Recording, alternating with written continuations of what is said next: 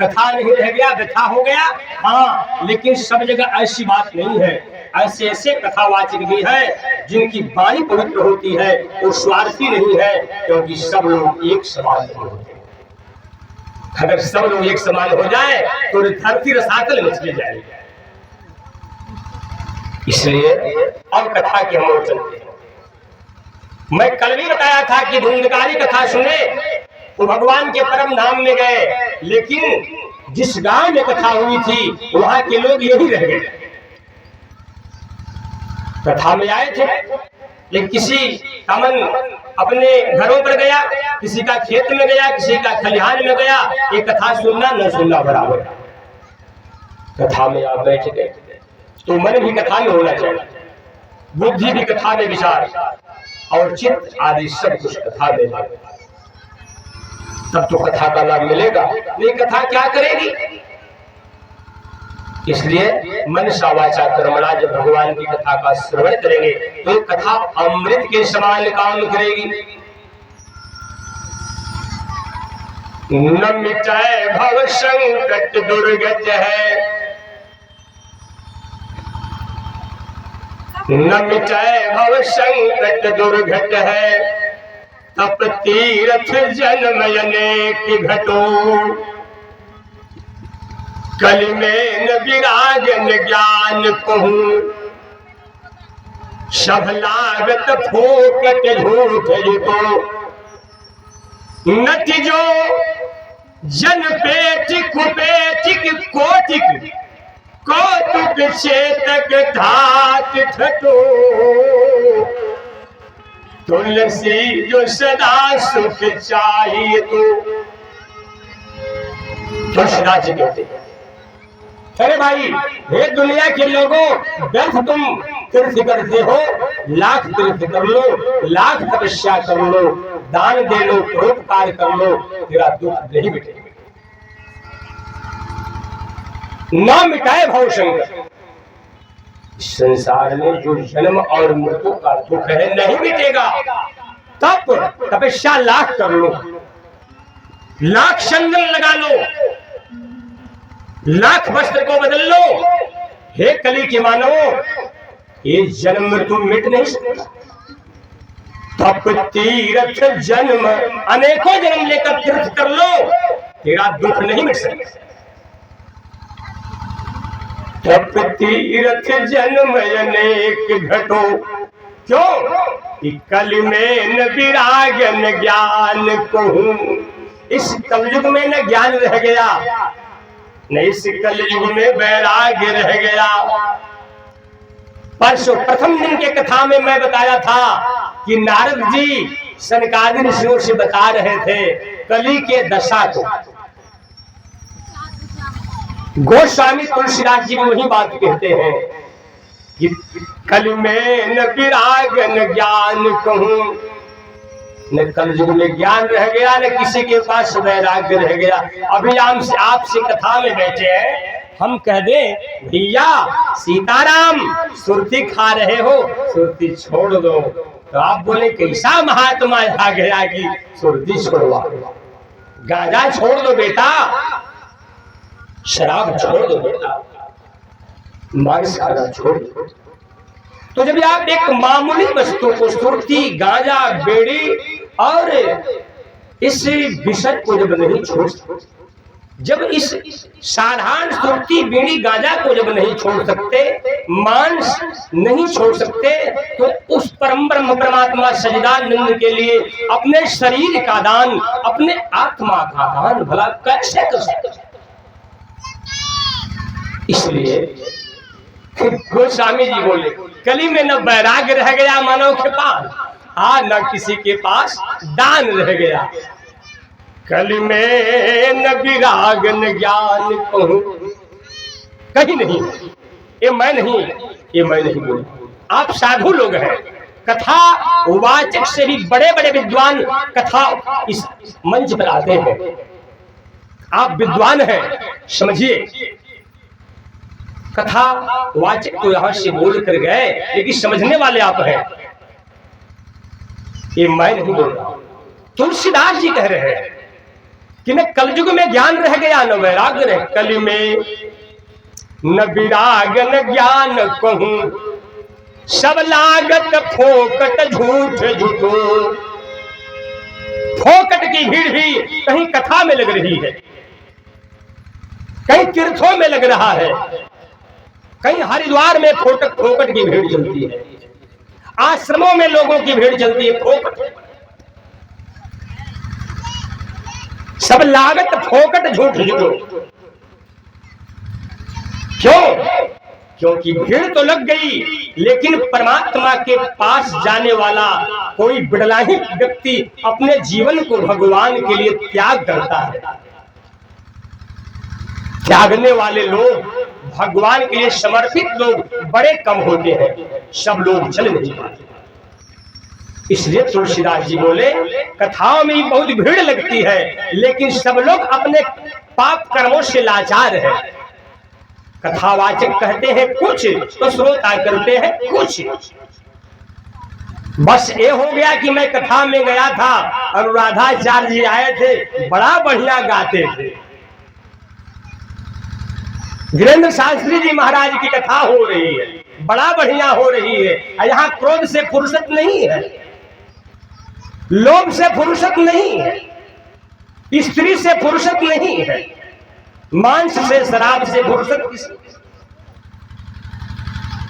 विषयों से जब फुर्सत ही नहीं, अरे भाई विषयों से जब फुर्सत ही नहीं, सत्संग में आना क्या जाने।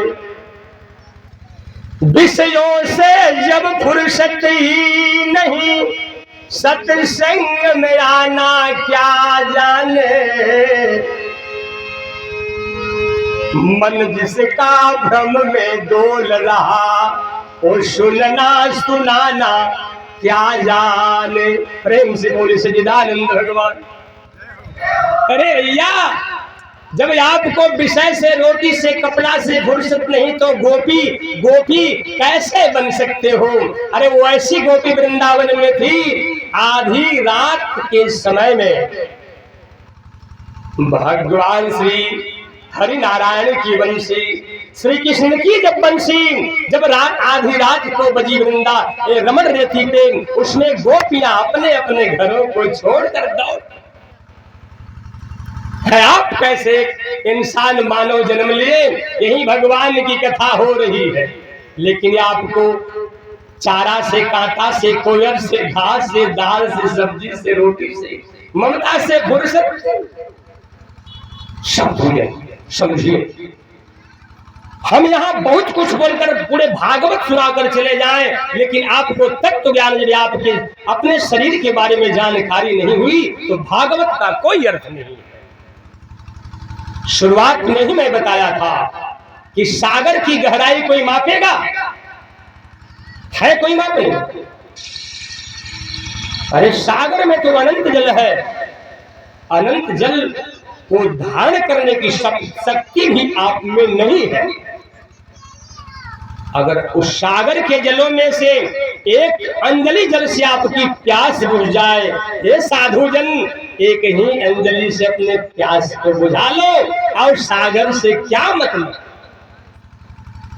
मैं एक कह रहा हूं, ये श्रीमद् भागवत एक सागर है, अनंत है। ऐसा कोई आज तक विद्वान पैदा नहीं हुए कि श्रीमद् भागवत महापुराण को पूरे अपने जीवन में इसको धारण कर सके और समाज में इसको प्रदर्शित कर सके। जिसने किया उसने कहा, शारद शेष महेश विधि भागम निगम पुराण नेति नेति कही जा शुभम करहि निरंतर गान। जब शिव ने कह दिया, रामचंद्र जी, हे भगवान, हे परमानंद, आपके कथा का अंत नहीं है, नहीं तो आदि मध्य अवसाना, अमित प्रभाव वेद नहीं जाना। शास्त्र परमात्मा का था नहीं गया, अनंत भगवान शेषनाग परमात्मा था नहीं लगाए। सुखदेव जी भागवत कथा को परीक्षित जी को सुनाए, लेकिन कह दिए कि हे राजन, इस सुखदेव में वो कहां शक्ति है कि ब्रह्म की कथा को कह दे। उन भगवान की असीम कृपा है जो कुछ कहलवा दी। इसके बाद भी भगवान के लीला का, भगवान के चरित्र का अंत नहीं है, मैं भी पूर्णतः नहीं कर सकता। इसलिए मैं ये बताना चाहता हूं, सीताराम कल्याण वस्तु, भगवान की कथा में आए हैं तो आप सार समझिए, हम कौन है, क्या करने आए हैं, कथा हमको क्या दे रही है। साल भर लग जाएंगे तो भी ये कथा भागवत की कोई विद्वान नहीं कर सकता, इतनी कथाएं इसके अंदर है। अनंत प्रकार के राजाओं की, अनेकों प्रकार के राजाओं का नाम है। इसमें 18,000 श्लोक विद्यमान है और इसके बाद 2 खंड है, बहुत सारे स्कंद हैं और इसमें अनंत राजाओं का, भगवान के दिव्य विभूतियों का वर्णन है, महद आदि प्राकृतिक का वर्णन है, भगवान के चित्र विचित्र लीलाओं का, माया का, नियति का, कला का, कोई कितना कहेगा। भागवत कथा को संक्षेप में ही समझाया जाता है ताकि आप लोग अपने जीवन को समझें। इसलिए गोस्वामी जी कहते हैं कि इस कलयुग में वही परमात्मा को पाएगा जो मैं कह रहा हूं। कलि में न विराग न ज्ञान कहूं, सब लागत फोकट झूठ जितो। नट जो जन पेट कुपेट, कोटि कौतुक चेतक ठाक। नट जैसे अपने कंगूरे को सेवक को लेकर गांव में आ जाता है,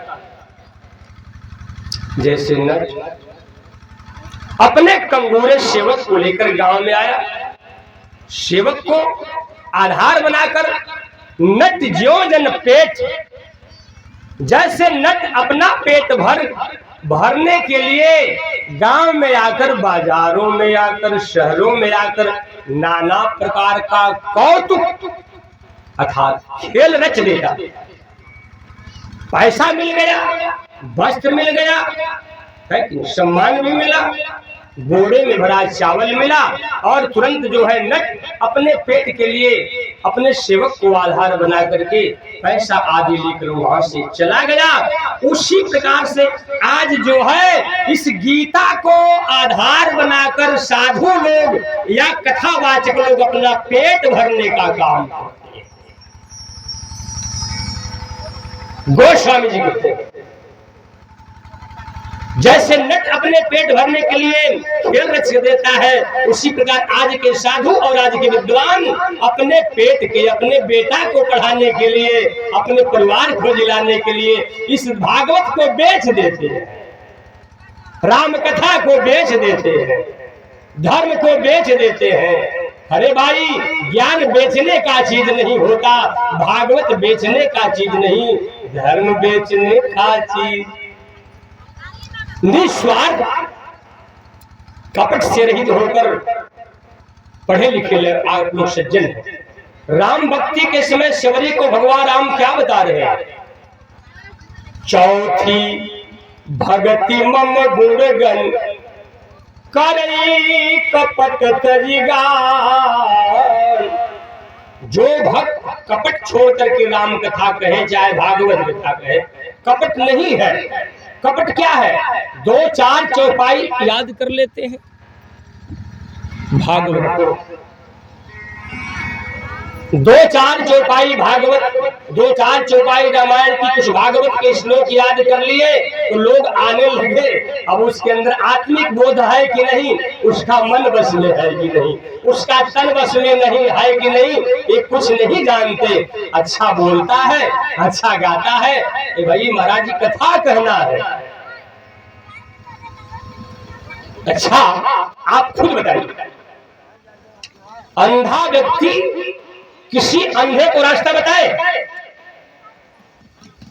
एक अंधा दूसरे अंधे के पास गया, भैया ये बताओ कि रास्ता कहां जाएगा? सीताराम, एक अंधा है, दूसरे अंधे के पास गया, बोला भैया ये रास्ता कहां जाएगा? अरे मूर्ख कहीं का, मैं भी अंधा कहला। अरे मैं खुद नहीं जानता तो तुझको कैसे बताऊं? वो तो सत्य बोला। ठीक उसी प्रकार आज के विद्वान लोग हैं, कथा सबके लिए नहीं होती।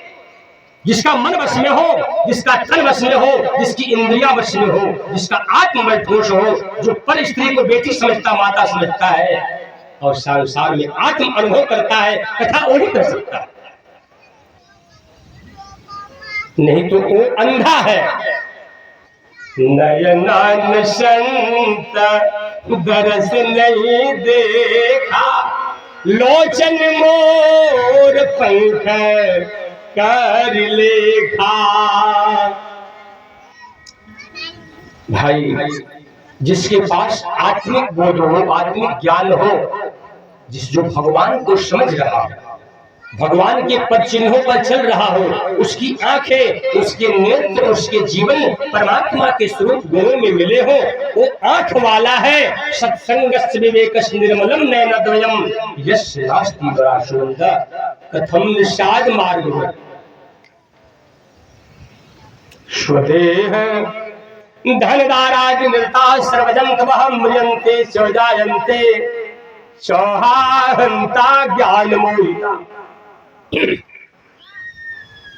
स्वदेह, यद्यपि खेद है कि प्राणी स्व माने अपने, देह माने शरीर में फंस कर, स्वदेह धन अपने शरीर में फंस, अपने धन में फंस कर, अपने स्त्री में फंस कर, स्वदेह धन दार आदि आदि आदि घर द्वार में फंस कर, गृह कार्य नाना जंजाला में फंस कर, स्वदेह धनदारादि निरता सर्वजंतवः म्रियन्ते चौजायन्ते, जन्म और मृत्यु के सागर में पड़ा है।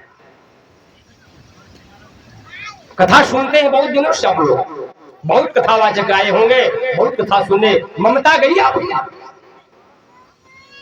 विषय से छुटकारा मिला, क्रोध गया आपका, वासना गई, मांस खाना बंद हुआ, शराब पीना बंद हुआ। तो फिर जब नहीं हुआ तो आप लोग कथा नहीं सुने। इसलिए कथा क्या कहती है सुनिए। कथा का संदेश है। भगवान शिव ने कहा, पार्वती कथा सब लोग नहीं ग्रहण कर सकते। सोने के कटोरी में मदिरा शोभा देगा? कटोरी सोने की, उसमें शराब रख दो, अच्छा रहेगा? ठीक उसी प्रकार सोने के कटोरी में अमृत शोभायमान, शराब नहीं। उसी प्रकार भगवान अमृत की सेवा, और आपका सोना का कटोरी नहीं, आपका लोहा का कटोरी है। जिस दिन ये शरीर की एक पात्र जब सोने का कटोरा बन जाए तो अमृत की परमात्मा इसमें शोभायमान हो। आपके शरीर का कोई कीमत नहीं है। क्यों? क्योंकि आपका देखना ठीक नहीं, आपका चलना ठीक नहीं, आपका भाषा शैली ठीक नहीं है। बुरा देखते हैं, बुरा चलते हैं, बुरा बोलते हैं, बुरा खाते हैं। आपकी दशा ही जब ठीक नहीं तो भगवान आपके हृदय में कैसे बैठे? इसलिए निर्मल बना दो भगवान, स्वस्थ मस्तिष्क में स्वच्छ परमात्मा का वास स्थान हो। तर्जिता सर्गो एषां शाम में स्थितम मनः निर्दोषमहि समं ब्रह्म तस्मात् ब्राह्मणी ते स्थिता। जब मनुष्य इस संसार में इस लोक की वस्तुओं को त्याग देता है और परलोक मतलब स्वर्ग की वस्तुओं को जब त्याग देता है, उसी समय मानव के हृदय में परमात्मा विद्यमान होते हैं। क्योंकि निर्दोषमहि समं ब्रह्म, कल्याण वस्तु निर्दोषमहि समं, ब्रह्म निर्दोष है, भगवान में कोई दोष नहीं है और आपके अंदर दोष है। तो पहले अपने गलती को सुधारना। आप अंधे हैं, सत्य कड़वा होता है। आपके पास आंख नहीं है, कैसे अंधे हैं? ये मत समझ लेना कि ये व्यास पता नहीं कहां का आया, सबको अंधा बना रहा। इसका मतलब क्या? सत्संगस्य विवेकस्य निर्मलम नयनद्वयम यस् नास्ति नरासुरंधः कथम स्यात् मार्गः। सत्संगस्य विवेकस्य निर्मलम नयनद्वयम, सत्संग और विवेक मनुष्य की सत्संग और विवेक। मनुष्य की एक सुंदर दो आंखें हैं, सत्संगश्च विवेकश्च। सत्संग और विवेक मानव की दो आंखें हैं। सत्संगस्य विवेकस्य निर्मलम नयनद्वयम यस्य नास्ति नरा। जिस मानव के हृदय में ये सत्संग रूपी आंख, ये विवेक रूपी आंख नहीं है, वो उसको अंधा ही समझना चाहिए। प्रेम से बोली सच्चिदानंद भगवान।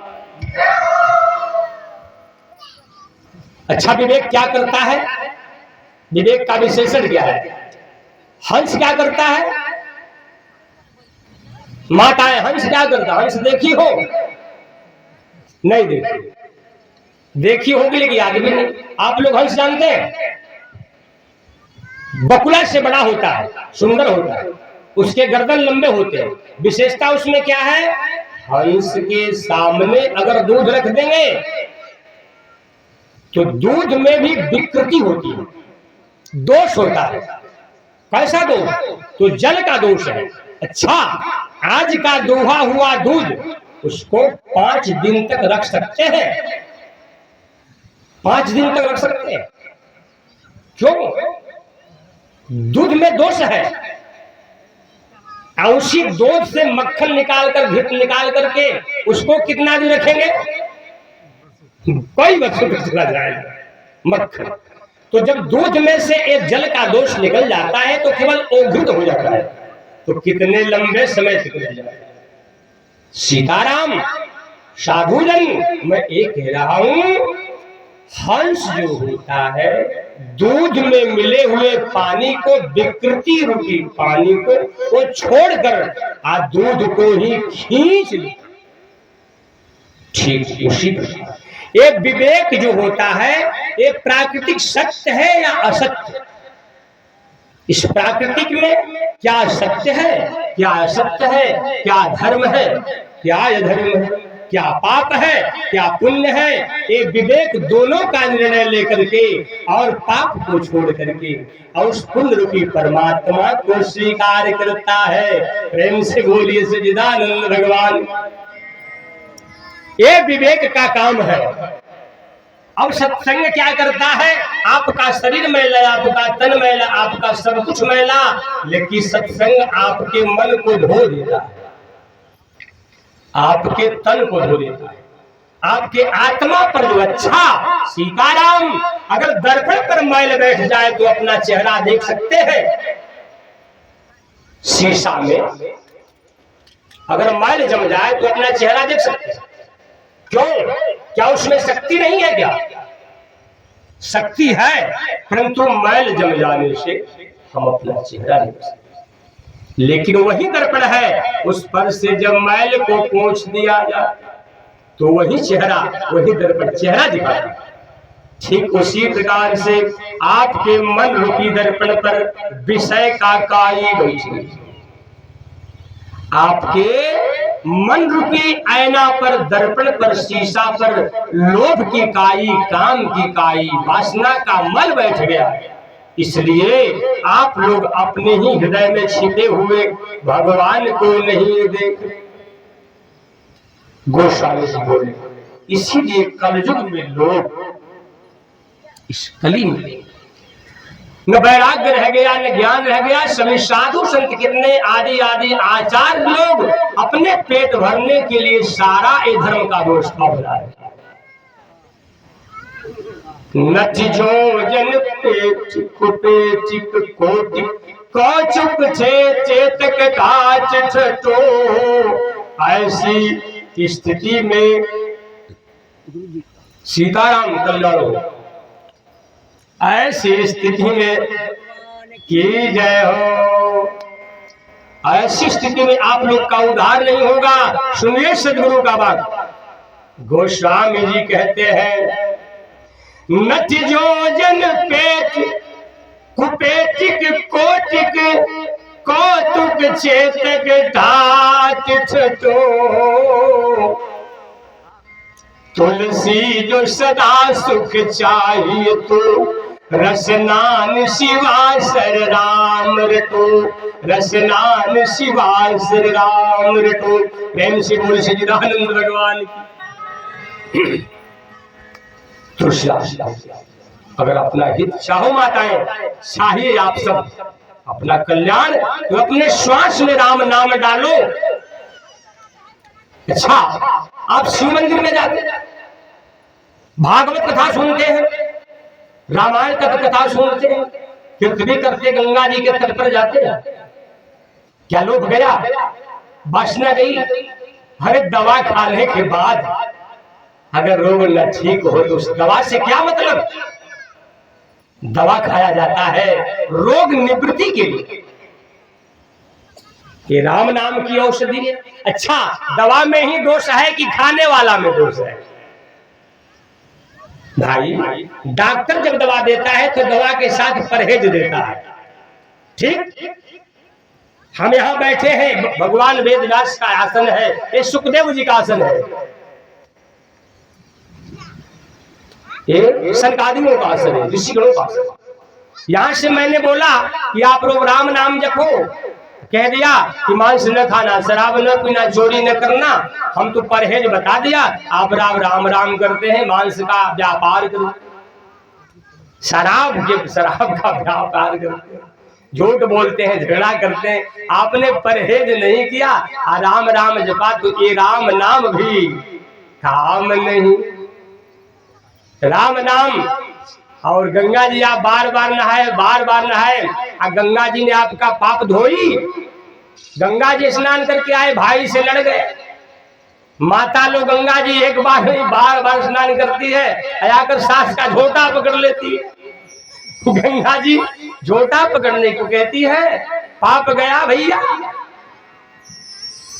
क्या करे गंगा जी? ब्रह्मा जी जब गंगा जी को पृथ्वी पर भागीरथी मांगने जब गए तो बोली गंगा जी कि हम मृतलोक में नहीं जाऊंगे। ब्रह्मदेव बोले क्यों नहीं जाओगे? भागीरथी जी जब तपस्या के बल पर ब्रह्मा जी से गंगा को मांगे तो गंगा जी कहती है कि मैं मृतलोक में नहीं जाऊंगा। ब्रह्मा जी बोले क्यों? गंगा जी कहती है कि इसलिए कि कलयुग में पापी इतना लोग मनुष्य है कि सारा जीवन भर मुर्गा मछली मांस और शराब आदि पिएगा, झगड़ा लड़ाई करेगा, सारा पाप मेरे शरीर में आकर के भर देगा। इसलिए ब्रह्मदेव मुझे पिताश्री वहां न भेज। फिर भी ब्रह्मा जी बोले भागीरथी जी आए हैं, इनकी तपस्या का फल तो देना पड़ेगा, तुम्हारे लिए आए हैं, जाओ। लेकिन ब्रह्मदेव जाऊंगी आप जब कहते हैं, लेकिन मैं जब सारा पाप मुझ में लोग धो देगा लोग, तो हमारा पाप कैसे दूर होगा? संसार का सारा मनुष्य हमारे अंदर आकर के पाप धो देगा। लोभ अहंकार ममता झगड़ा लड़ाई को मेरे गोद में छोड़ देगा, मांस मदिरा दारू शराब पीकर मेरे गोद में छोड़ देगा, तो हम में सारे पाप मेरे अंदर हो जाएगा, तो हमारा पाप कौन धोएगा? संत चरण। तो ब्रह्मा जी बोले कि हे गंगे, सारे मनुष्य का पाप जब तुम धोओगी तो तुम्हारे पाप को संत चरण रज पाई के, संत शरण रज पाई के गंगा निर्मल हो। प्रेम से बोल सच्चिदानंद घन भगवान। अरे भैया, गंगा के पाप को संत भी धोते, सारे प्राणी का पाप गंगा लेती है अपने अंदर, वो गंगा का भी गोद पवित्र हो जाता। लेकिन संत का चरण जब कि गंगा में पड़ जाता है तो गंगा भी पवित्र हो जाता। क्यों ऐसा? क्यों? जीतात्मनः प्रशांतस्य परमात्मा समाहिता, क्योंकि भगवान जीतात्मनः प्रशांतस्य परमात्मा समाहिता, जीते हुए अंतःकरण में संतों के हृदय में उन सच्चिदानंद भगवान का सदा पदार्पण रहता है, विराजमान रहते हैं। इसलिए गंगा भी उन संत के जन्म से पवित्र हो जाती है। प्रेम से बोल सच्चिदानंद भगवान। लेकिन ध्यान रखना, इस कलयुग में ऐसे ऐसे पाखंडी साधु संत भी हो गए कि सभी पाखंडियों से नहीं, मैं संत की बात करता हूं जिसका नियत अच्छा हो, जिसका हृदय परम। मैं पाखंडी साधु संत आदि की बात नहीं करता। इसलिए गोस्वामी जी कलयुग के प्राणियों से बोले कि तुम अपना कल्याण चाहते हो तो अपने श्वास में राम नाम जपो, और इस राम नाम को विषय से, वासनाओं से, कामनाओं से, लोभ से हट करके एक बात बताता हूं, इस संसार में भगवान के भक्त भगवान के अनंत रूप होते हैं। कहीं गणेश जी का रूप है, कहीं शिव जी का रूप है, कहीं सरस्वती का रूप है, कहीं आदि आदि भगवान के रूप। तो यहाँ राम जपने की बात है, तो कोई राम जपता तो कोई शिव जपता। राम जपने वाले भगवान को प्राप्त कर गए तो शिव लोग, शिव जपने वाले नरक में जाएंगे कहा? राम जपने वाले तो भगवान के पास गया, शिव का नाम जपने वाले नरक में जाएंगे कहा? समझिए, राम भजन क्या है? राम कहते हैं कि जो वस्तु प्राणी पदार्थ शरीर आदि से आसक्ति जो हटा लेता है, अपने मन को निर्मल जब बना लेता है, निस्वार्थ हो जाता है, निष्कपट जब हो जाता है, तो वो भजन न शिव का होता है, न तो दुर्गा का होता है, न काली का होता है, न गणेश का होता है। निर्मल मन वाला भजन चाहे शिव का हो वो मेरा ही होता है, चाहे विष्णु का हो वो मेरा ही होता है, चाहे शक्ति का हो वो सब मेरा होता है। निर्मल मन बनाकर शिव का पूजा करो, शक्ति का पूजा करो, गणेश का पूजा करो, भागवत सुनो, कथा सुनो, फायदा होगा। दवा के साथ परहेज होता है, जब परहेज करेंगे, नहीं तो पाकिट का सारा दवा खा जाएंगे तो भी रोग ठीक नहीं। अच्छा, कालनेमी का नाम सुने हैं? कितने लोग कहते हैं भैया मरते समय राम राम जप लोगे मुक्त हो जाओगे, मुक्ति बन जाएगी। कालनेमी को हनुमान जी ने जब मार दिया तो वन समय में कालनेमी राम राम बोलकर मरा। कहां गया? कितने लोग जानते हैं? हाथ उठाइए आप लोग। कहां गया? भगवान के पास। देखिए, वो भगवान के पास नहीं गया, राम बोला था। हनुमान जी बोले कि जाओ कालनेमी, तुम मरते समय राम नाम लिया है, तेरे लिए स्वर्ग का द्वार खुला है। उस स्वर्ग में गया, एतम भुक्त्वा सर्वलोकम विशालम क्षे पुण्य मर्तलोकम विसंति एवं त्रैधम मनु प्रपन्ना काम गतागतम काम कामानुभन्ते। पुण्य के प्रभाव से जीव स्वर्ग में जाता है और क्षे पुण्य मर्तलोकम, पुण्य क्षीण हो जाता है, मृत्युलोक में गिर जाता है, नरक में। वही कालनेमी राम नाम के पुण्य प्रभाव से स्वर्ग में तो गया, लेकिन छिड़े पुण्य मर्तलोकम विसंति। पुण्य जब राम नाम का क्षीण हुआ तो वही कालनेमी द्रुमलिक नामक राक्षस बन करके और मथुरा में गया। और उग्रसेन की पत्नी मथुरा नरेश उग्रसेन की पत्नी, आगे कथा ये सब मिलेगा। अभी कृष्ण की कथा तो आगे है, अभी तो इधर कर्दम ऋषि कथा मनवंतर आदि का वर्णन होगा, सूत जी का सौनक आदि का संवाद होगा, परीक्षित सुखदेव का संवाद होगा। कृष्ण की कथा तो अभी कल परसों में है। कथा भागवत की चली है। अश्वत्थामा जब परीक्षित को मार दिया पेट में, वहीं से कथा आरंभ। इसलिए अभी कृष्ण की कथा आगे मिलेगी। यही कालनेमी मथुरा में द्रुमलिक नामक राक्षस बना और एक दिन उग्रसेन की पत्नी पवन रेखा बगीचा में घूमने आई, सखियों के साथ अपने बगीचे में टहल रही है। सखियों से उसका साथ छूट गया, साथ छूट जाने से वो अकेली पड़ी। वो सखी इधर गई, वो सखी उधर गई, और वो दूर निकल गई, अकेले घूम। उसी बगीचा में एक कालनेमी द्रुमलिक नामक राक्षस जो बना था, घूम रहा था। और जब पवन रेखा उग्रसेन की पत्नी पवन रेखा को देखा तो पापी काम मुग्ध हो। पापी लोग, दुष्ट लोग अपना स्वभाव नहीं छोड़ते। उस समय वो द्रुमलिक राक्षस देखा कि ये मुझे कैसे मिलेगी, तो सोचा कि अगर इस भेष में जाऊंगा मैं तो राक्षस हूं, ये राजा की पत्नी है तो हमें स्वीकार करेगी नहीं। उसी समय ये द्रुमलिक राक्षस जो काल नेमी द्रुमलिक राक्षस बना है, अपना चेहरा बदल करके और उग्रसेन राजा का चेहरा बना उस बगीचे में घूमने लगा और सामने पवन रेखा से मुलाकात हुआ। अरे प्रियतमे तुम, अरे स्वामी आप। अब दोनों आमने सामने हुए, प्रेम का प्रसंग चला, मिलन हो गया, धर्म तो नष्ट हो पवन रेखा का। और जब धर्म नष्ट हुआ तो उस समय काल नेमी हंसने लगा, फट्टा मारकर। जब वो हंसा तो पवन रेखा डर गई, ये तो हंसी हमारे पति देव की नहीं है, लगता है हमारे पति के रूप में कोई दुष्ट है। तब तक एक काल नेमी अर्थात द्रुमलिक राक्षस राजा का छोड़कर अपने रूप में हो। पवन रेखा राक्षस को जब देखी डर गई कि मैं तो लुट गई, लेकिन वो द्रुमलिक बोला पवन रेखा डरो मत, तुम्हारे 10 संतान होंगे, इतने बलवान होंगे, ब्राह्मण द्रोही होंगे, संत द्रोही होंगे, देश द्रोही और धर्म का द्रोही और ईश्वर द्रोही होंगे, धरती कांप जाएगी इसके पाप।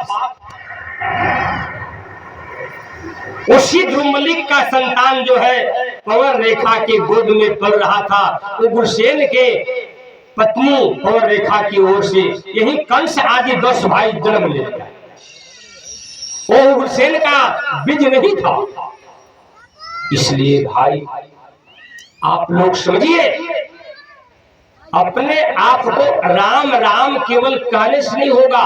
दशरथ जी ने एक बार राम नहीं, राम राम कही, राम कही, राम राम कही, राम तन परिहर रघुबर बिरह राम गए सुरधाम।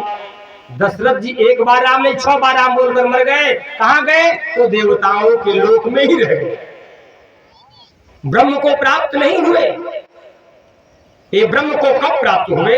जब राम ने रावण को मार दिया, तब दशरथ जी देवताओं के साथ में आए और अपने पुत्र को समझ गए कि हमारा लड़का जो था ये कोई साधारण नहीं, ये तो ब्रह्म है। इसलिए मैं एक कहना चाहता था कि आप लोग भी आज राम राम कहिए, भागवत कथा सुनिए, गंगा स्नान करिए, तीर्थ करिए, संत सेवा दान पुण्य सब करिए, लेकिन अपने मन को पवित्र रखिए, अपने तन को। क्या कीचड़ में अपना हाथ डालकर अपना हाथ साफ रख सकते हैं?